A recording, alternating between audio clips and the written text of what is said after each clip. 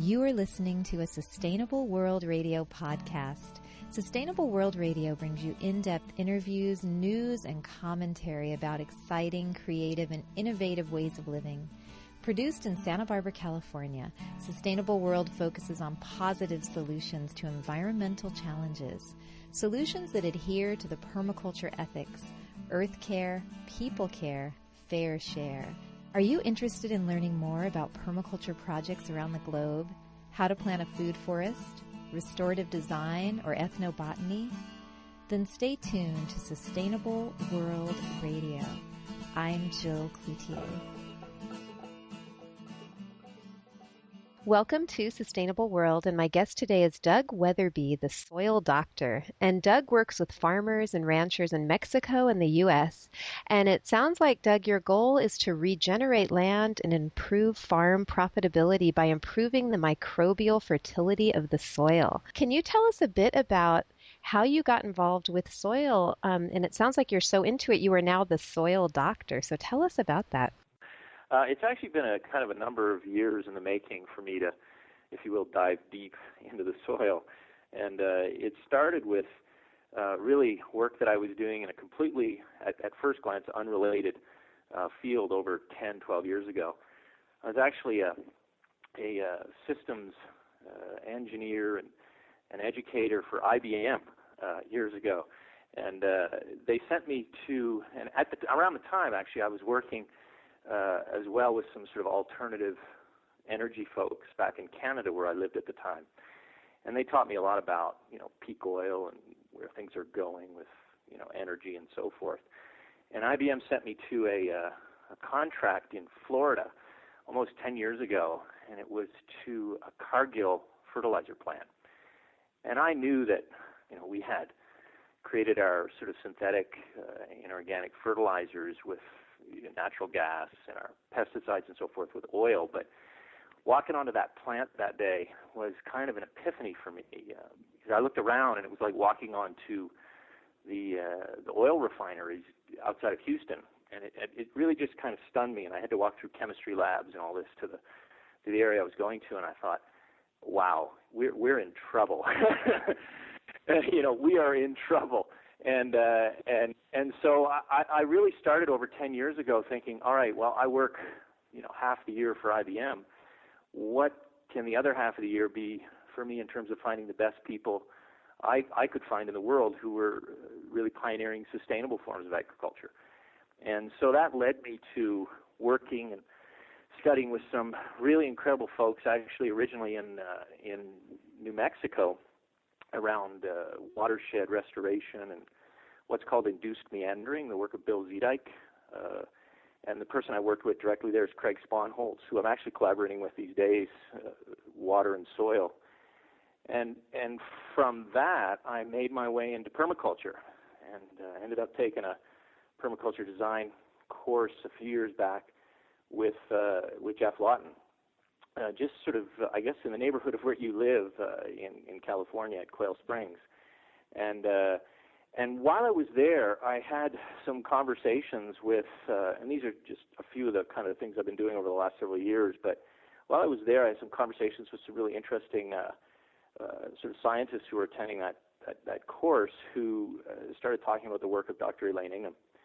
And I was so fascinated by it, and it made sense to me, at least the initial discussion, because what it talked about was a system that existed in the soils based on microbial activity.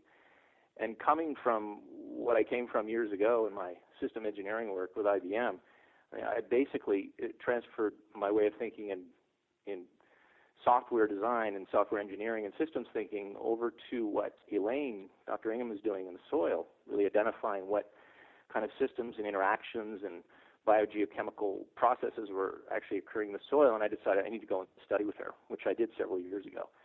And that was really when I first thought, wow, this is my life's work.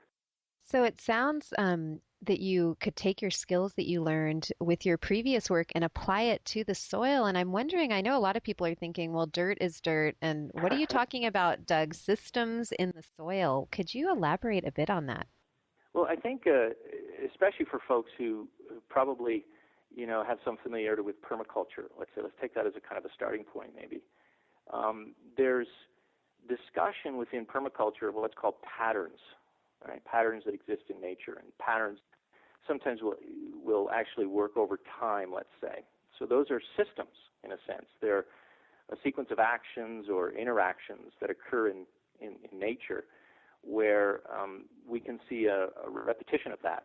And that becomes almost, in a sense, a pattern, a system pattern.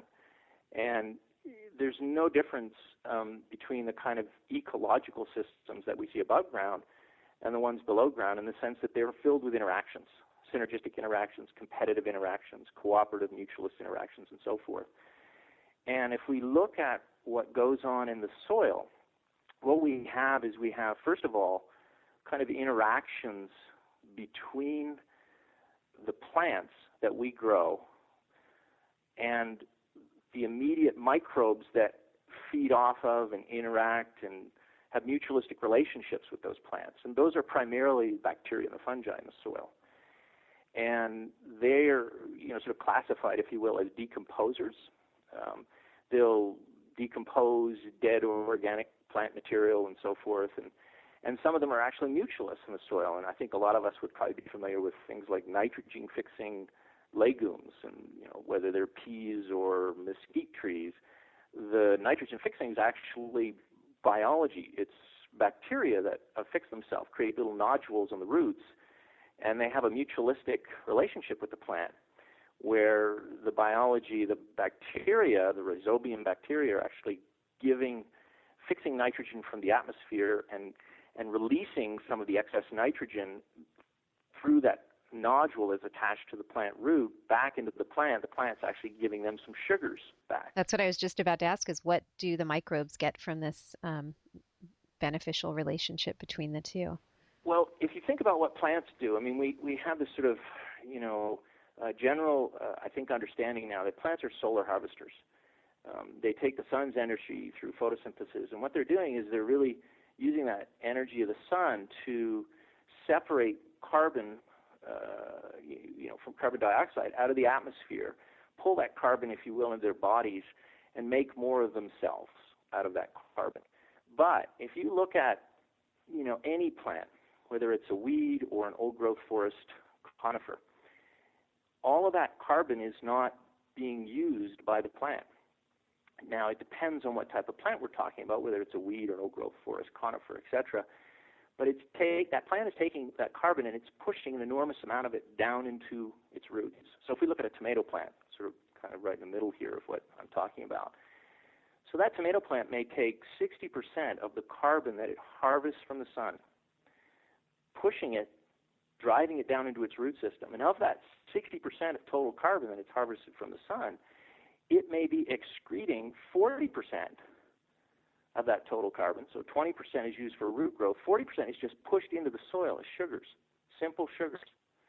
And those simple sugars are actually feeding particularly bacteria. Right? And we call those exudates. In the soil microbiological kind of literature, they're exudates, but they're really just simple sugars. And if we look at what bacteria like to eat, they love to eat simple sugars and stuff with a high nitrogen content in it. Nitrogen versus carbon, let's say. So they love stuff with high nitrogen, like manures, like alfalfa. So what the plant's doing at the root level is it's excreting a lot of sugars out into the soil. And who's going to come to the roots? Well, the bacteria is going to come to the roots. And the bacteria is going to be eating those sugars. And what's really kind of amazing about all this is that plants actually will secrete different sugar molecules. There's not just one type of simple sugar molecule out there. There are many, many, many different types of sugar molecules. And different bacteria like to eat different sugar molecules.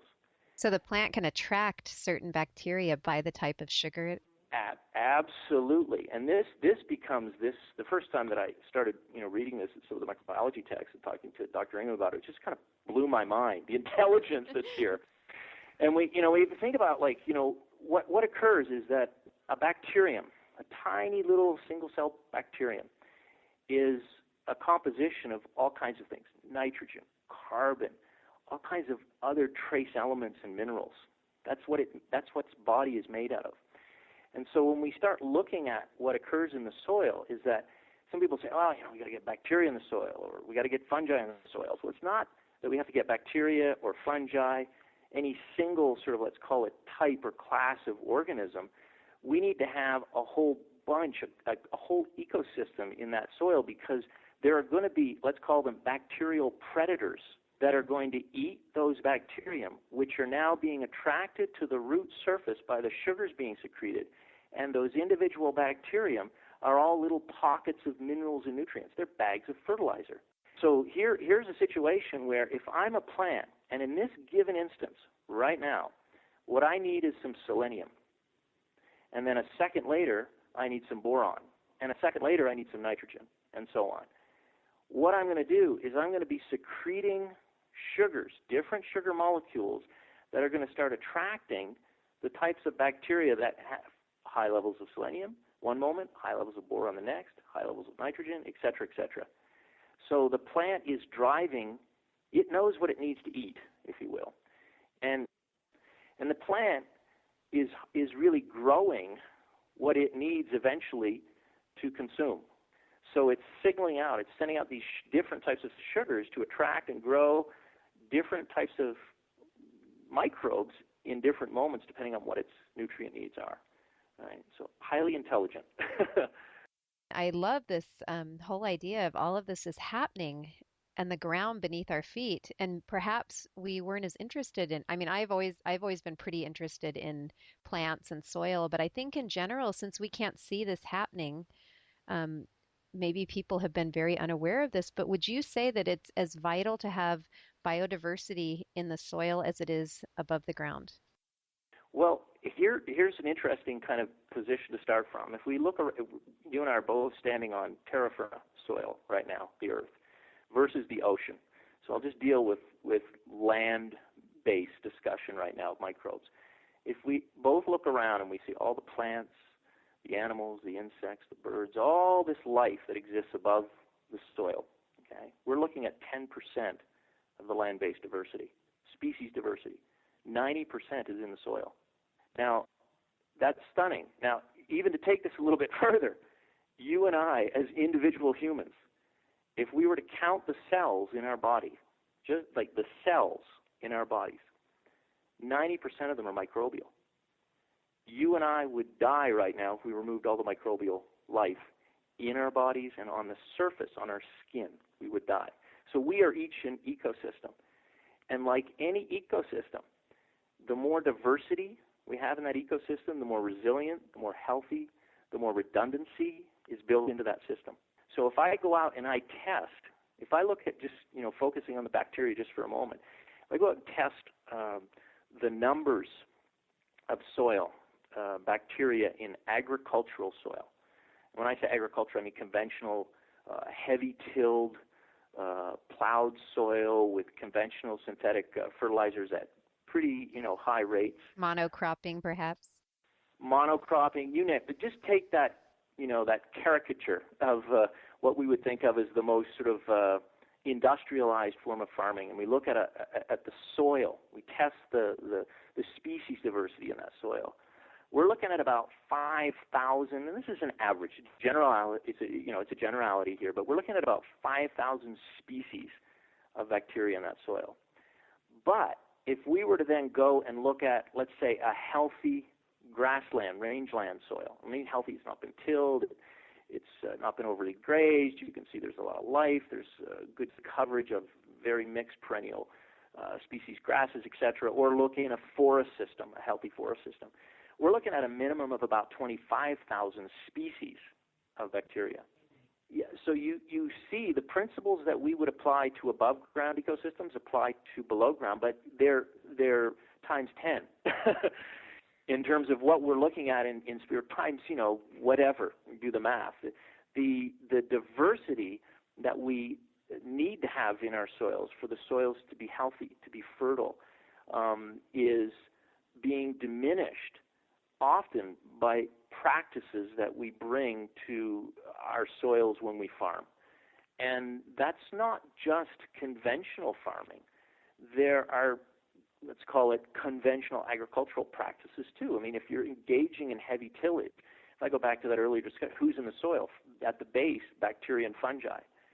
Okay, well, fungi are, I think a lot of us would know, are created through these sort of like tubes that form clumps, which we call mycelium. And Paul Stament's work has been great on this, right? Identifying, where you can pick up leaves in a forest and see this incredible network of white fungi moving through the forest. And if we were to look at those little tiny thread-like strands of white fungi in the microscope, which I do all the time, we're looking at, thousands of individual straw hyphae, right? And imagine going through that with a rototiller or a plow. What have we just done? So we have just shredded, diced, a key feature of the soils, right? And so when a lot of what my work is that when I'm in a workshop or I'm working with folks consulting, a lot of my work is first getting them to look at some of the practices they do in their farming or rangeland systems that are actually destroying the soil microbiology, right, and decreasing the species diversity of microbiology.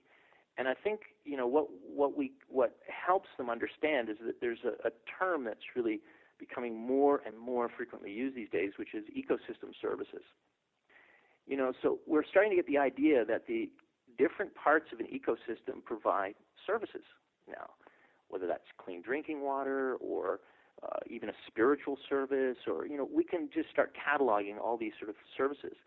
If I take a field and I reduce the species of bacteria from 25,000 down to 5,000, I have now lost 20,000 species performing their own ecological services in that field, right?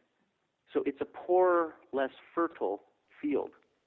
Well, it's almost like it's we hear about the species diversity in the Amazon rainforest. The soil are thousands and thousands of miles of Amazon rainforest beneath our feet as far as species diversity. And I think the microscope that Elaine Ingham, Dr. Ingham, and you, it's kind of opened up this whole world that we can now view this. Yes. In the past, were people aware of how much biodiversity was in the soil? Because without the microscope, how would they know? Well, I think the short answer is people knew there was diversity, but it was really a group of, let's call them soil microbiology, geeks in universities. They knew there was diversity, but really what's opened this up in some ways has been DNA testing over the last really 10, 15, 20 years. As more and more of these, let's call them, microbial pathways, like who does what in the soil, where we would look at it in a microscope, and what we're doing is we're really identifying the shape and the size of a little critter. So if I look at a little bacterium, which is like a little, like a cocci, a little ball in my microscope, I may see hundreds in one little field of view, which is probably like, a fraction of the percent of the whole slide. So I see hundreds in this little tiny speck that I'm looking at. And they'll all look the same. But then when we brought DNA testing to the table, we started to realize that the shape and the size, a lot of them look the same, but they're not actually the same. So the field right now is still, I think, in a very embryonic stage. There's maybe 2-3% of what we've been able to identify in terms of what type of species are in the soil in terms of bacteria, fungi, protozoa, nematodes, all these types of things. We're still in the really early stages of identifying this as species, let alone how they interact. But we do know enough, I think, and Dr. Ingham's really sort of pioneered this work, we know enough to say that there are certain, let's call them systemic conditions, that will either inhibit that microbial population or enable it to thrive, right? So what I teach people and talk about is like, some people say, oh, well, okay, I really want to know that species, right? What's the species that's going to fix X problem for me? Okay, well, we know some of that, but what we can do is say, let's not focus necessarily on the species at first glance. That's like that in some ways I think comes out of a conventional way of farming, is that I want to be able to put X on my field, whether it's a biocide or a certain combination of fertilizer or whatever. what I want to do is to create the conditions which enable the microbiology to thrive in my agricultural systems and trust nature, trust the biology to be able to sort out how it should perform. They know better than I do. And we know the plants are pretty smart because they're feeding and attracting. These guys have had, several billion years to figure it all out. We're pretty new to this, right? We're not great at saying, right now, that carrot that's in my garden wants X mineral. We don't know that. How can we identify that? But what the science is telling us is that there's some stuff going on between the plants and the microbes where they're kind of working it out, right? Amazing. It's just mind-boggling to me. I love it. Yeah. Yeah. Well, now you're talking about how these beneficial relationships between the plants and the microbes. So let's pretend that we decide, and we're going to get into this in a few moments, on what we can do to increase the microbial populations in our soil. What are some of the benefits of having more biodiverse microbial populations in your soil? Well, first thing that I mentioned a few minutes ago is that the more diversity of species, if you will, that you have in your soil, the more it's called ecosystem services that those microbes are going to provide. And a real quick way of really understanding that is that example I gave where there may be a particular microbe that's really good, a bacterium or fungi that's really good at identifying and grabbing phosphorus in our soil, versus another that's pretty good at getting selenium, versus another that's good at grabbing calcium, et cetera, et cetera. So for me, I want to be able to have all those nutrients being, if you will, harvested by the microbes from my soil, built into their bodies. I want them to make their way to the roots, to the rhizosome, the surface of my root surface of my plants, and I want the predators to be following right behind them, right? And those predators are what we call the protozoa, which are flagellates and amoeba, and there's also another one that we want very low numbers in there called ciliates, as well as nematodes, little microscopic worms. I want those guys all in their diversity to be in the mix too, so that they're able to eat all those different diverse species of bacteria and fungi that are around the roots, so that the fertility, the direct fertility, this is called nutrient cycling, is the way we describe this, is that the nutrient cycling that occurs back to my plants that allow my plants to grow is going to be as wide and diverse as I can possibly make it. There are always going to be microbes in the soil who are going to be active, engaging in their metabolic processes. And there are always going to be a whole bunch more which are going to be dormant. And those ones that are dormant, those species that are dormant in our soil, are waiting for the right ecological condition in that soil for them to wake up and do their thing. And that could be a change in temperature from 72 Fahrenheit to 73, or the difference between 20% moisture and 21% moisture in the soil. So these are all ecological niches for microbes, and I want diversity, great diversity, so that I've got all my bases covered, right? I don't want to be lacking that diversity in the soil, because what I start to get is, the way I see it, is I get a lack of yield, a lack of productivity in whatever it is I'm trying to grow, and then if I don't have those critters in the soil, then it's my job as the farmer or the rancher to do their job. And as I said, we're not that great at it. So people, ranchers, farmers, and homeowners, I would even think, or gardeners, would save money by not having to bring in all these fertilizers and different chemicals and pesticides, because I would think that the more biodiversity of microbes would lead to healthier plants, which would then, their immune systems would be stronger and they wouldn't be susceptible to disease. Is that correct too? That is absolutely correct. And the other feature of really, again, getting back to this idea of kind of a system, is that there are certain principles that we want to sort of create. And one of them is kind of an aerobic condition, an oxygen-rich, let's call it, condition, at least in the first 6 to 8 inches of our soil. And the reason why we want to do that is we want to foster the aerobic microbes in that layer.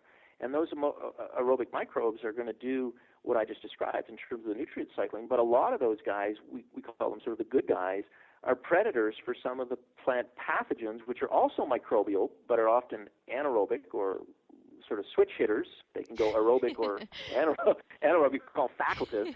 And those are a lot of our plant diseases.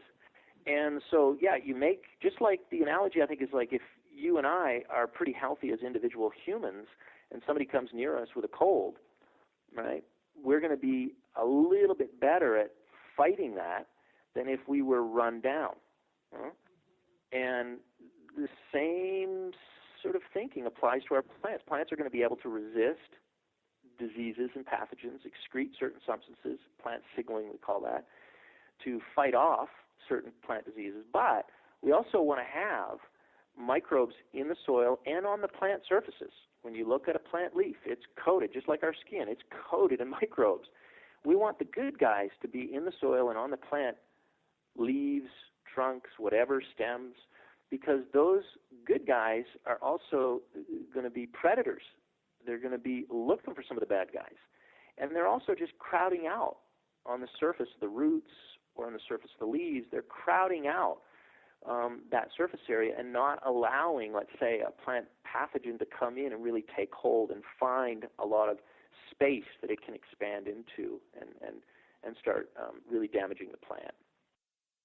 As you're increasing the conditions for microbes to grow and thrive in your garden or farm or ranch, how do you differentiate between creating the conditions for the so-called bad, bacteria, the more opportunistic bacteria to come in? And is that partially or has a lot to do with the aerobic versus anaerobic?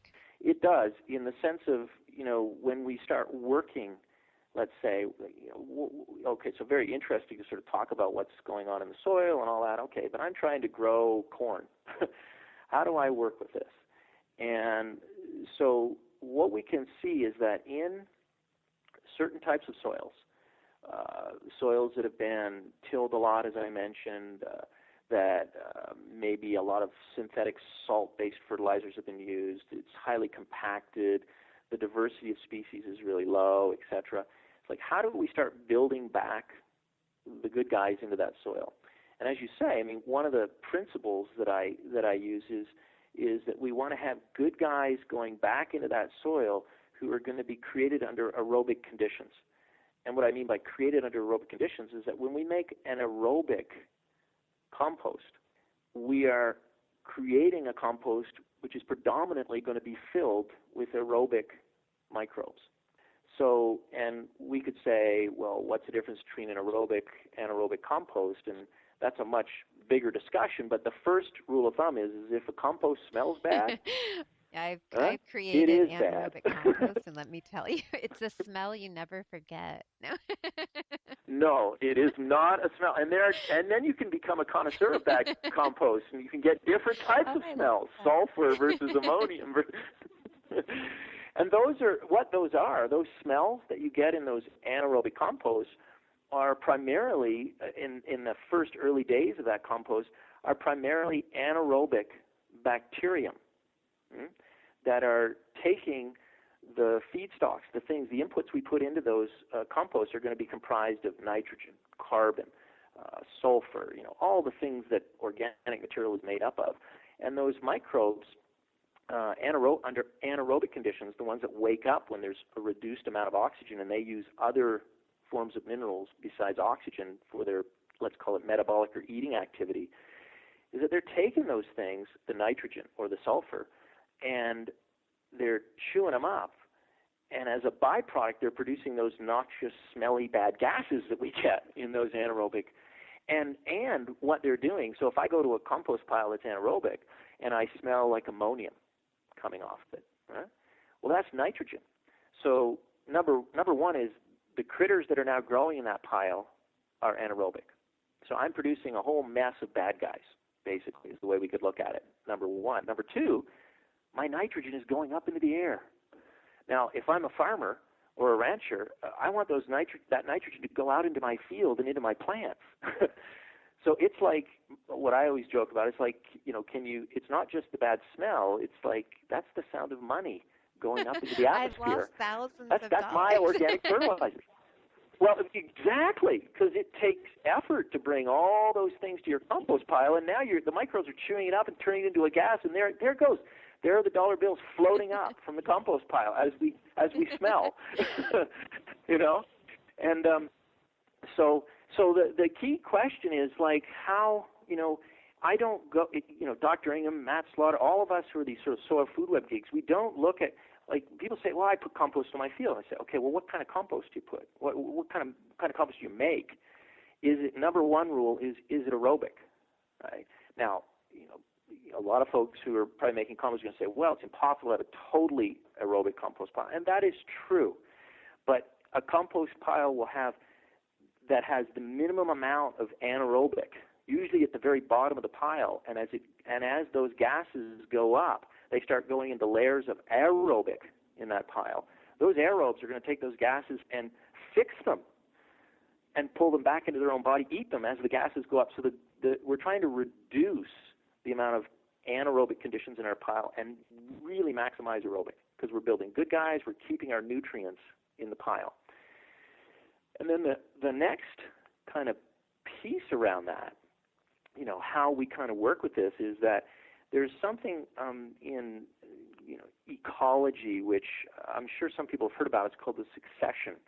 I call it a pattern, but it's a succession. We could see that with plants, where especially the permaculture folks would think, okay, well, if I have early, let's call them weedy plants, versus, let's say, an old-growth forest, there is a succession that if we left nature alone, it might take 1,000 years, but it's going to move from those weedy plants to more higher evolving plants, more perennial systems, woody systems, and so forth over time.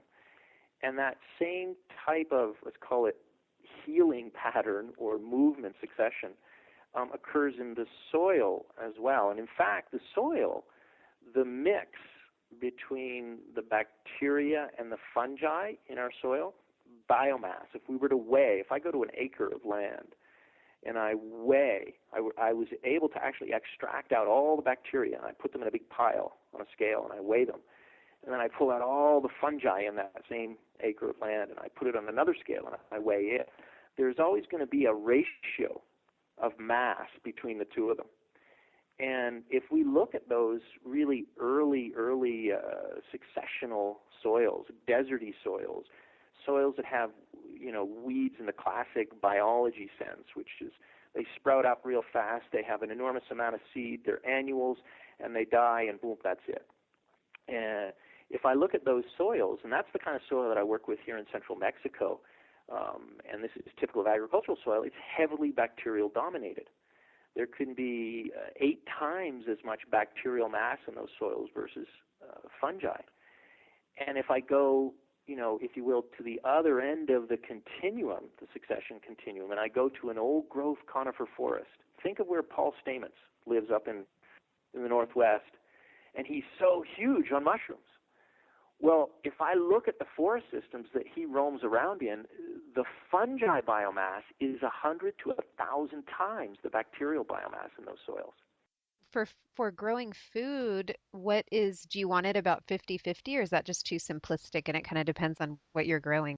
That's exactly it. I would just say, if you want to grow weeds, you know that you need to have bacterial-dominated soil. If you want to grow an old-growth conifer tree, you want to have extremely fungi-dominated soil. It just so happens if you want to grow a tomato plant, you need about an equal ratio, 1-to-1. If you want to grow grapes, you need about 5 to 10.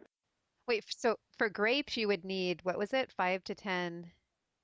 5 to 10 bacteria. In terms of 5 to 10 fungi versus 1 bacteria. Well, this was just what sort of started popping my head off when I first started studying with Elaine Ingham, was the work that she and her labs around the world have been able to do over the last really 20 years is really start pinpointing the ratios of the bacteria to fungi in the soils that give rise to the ideal conditions for different plant groups across that continuum. Is this a relatively new way of measuring soil and microbes, would you say, or is Yes, it is. I mean, I think, some people have been able to see this by observation. But now what we're doing is, I think we're combining the ability of the microscopes, the DNA testing, all these different things that come out of the soil microbiology world, so that we can start to, I don't want to say, it is validating some of the stuff that we can see anecdotally. I mean, this is just, it's almost like fine-tuning. You can fine-tune your soil so that for farmers, I could see how this would just be an amazing discovery.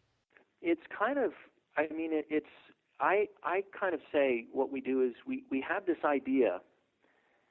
There's a lot of people making money off of selling fertilizers and biocides and all that kind of stuff, for sure. And I'm not dogmatic. I mean, there are some cases, if I was dying of something and an antibiotic could save me, I would use it. But I would get in there with really good beneficial microbes, with beneficial bacteria and so forth for my gut afterwards. The same rule applies in a field. But the kind of mindset I think that we have, the paradigm, if you will, is that we actually see the soil as lacking. We think the soil is imperfect, and that it's our job as humans, as farmers, as ranchers, or whatever, to supply what is lacking in that soil, right? Fertilize it, control diseases, etc. But then I ask, well, okay, how does a healthy forest do all that on its own? And if we can start to identify how that healthy forest does it, or that healthy rangeland, and then we mimic that in our agricultural fields as much as we can, right, then we're going to have to do less work. Or not have to, we're going to hopefully enjoy doing less work, because there's now a whole bunch of folks in our soil.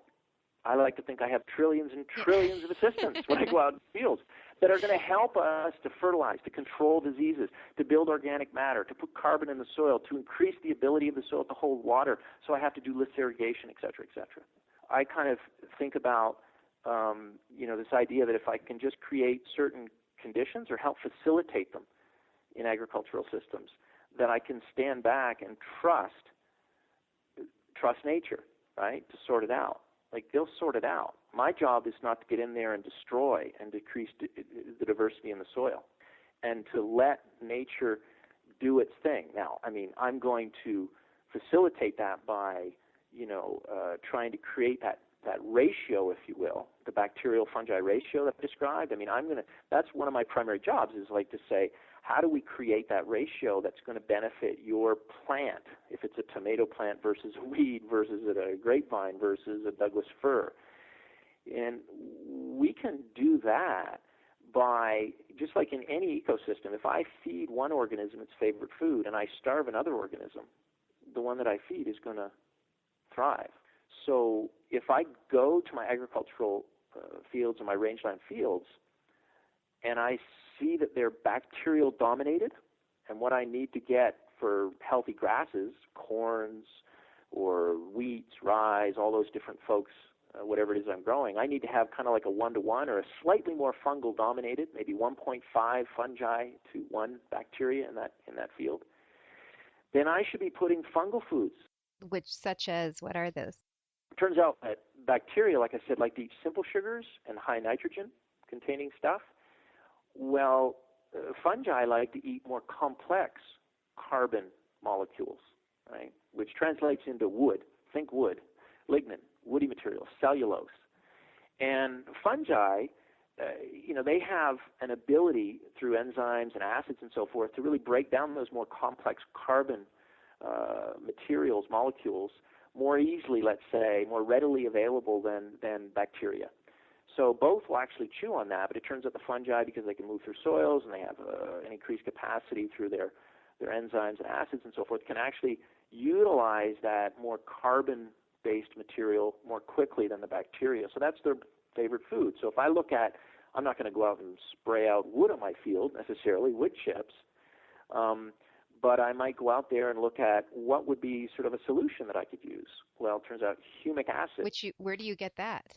There's actually a good group out in Florida, Turf and Pro, that did really good humic acids. And the way I say good humic acids, this was based on Soil Foodweb lab testing of what actually produced when you try to feed microbes, what produced good levels of fungi.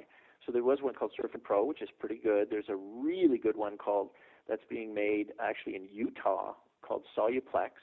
Those are two brands, if you will, of humic acids that we know through testing and so forth have done really amazing things, particularly the Soluplex for growing fungi.